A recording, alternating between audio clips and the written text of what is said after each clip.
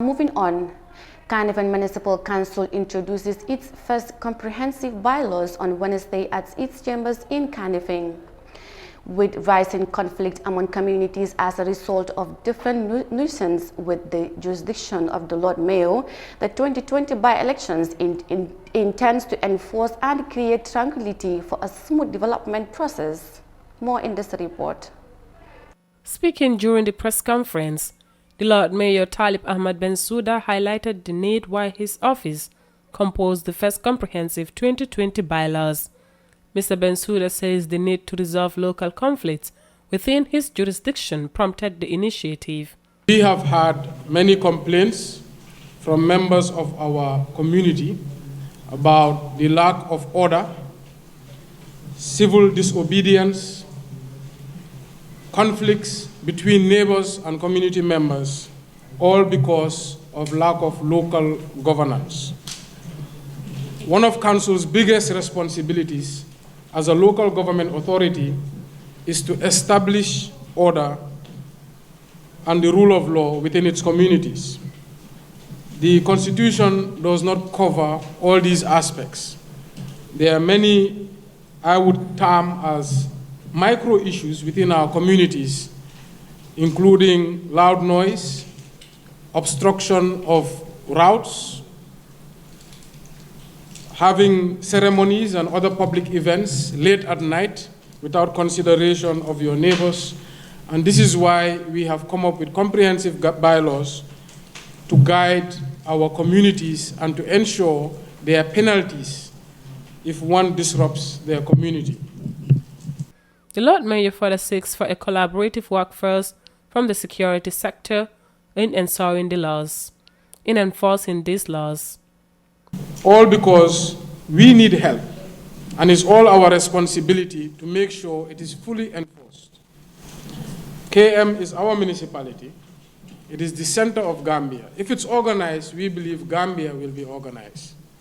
If we respect each other and exercise neighborliness, we believe all Gambians will do the same.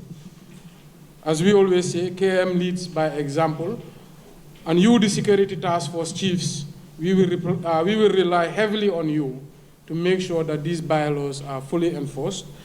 We also thank you for all these years of cooperation and all the sacrifice and help you have given to our municipality and our council, and we look forward to a continuous and fruitful relationship.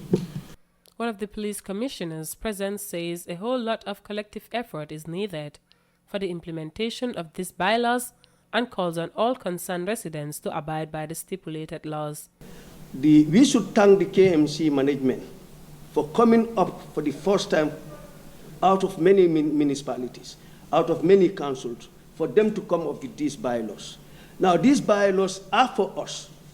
Who are to implement these bylaws? Not the mayor to go and arrest your neighbors. It is our residents, ourselves, that we should come with those offenders to report it to either KM or to the nearest police station. But we are compromising ourselves on this maslaha. That's why the speaker said, we are not law-abiding. We are doing so much of maslaha. You will see your neighbors with this dumping side or with other things, but to call the commissioner, KM, you will say, when I call, dinañu wax ne man mbokam la, man ma dem report ko. No, the laws, we cannot make the laws and put them under our bed.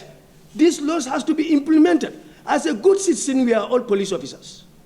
We are all police officers. That's why you said most of the laws are not implemented. And then if you are hardworking and implementing these laws, they term you as a bad person.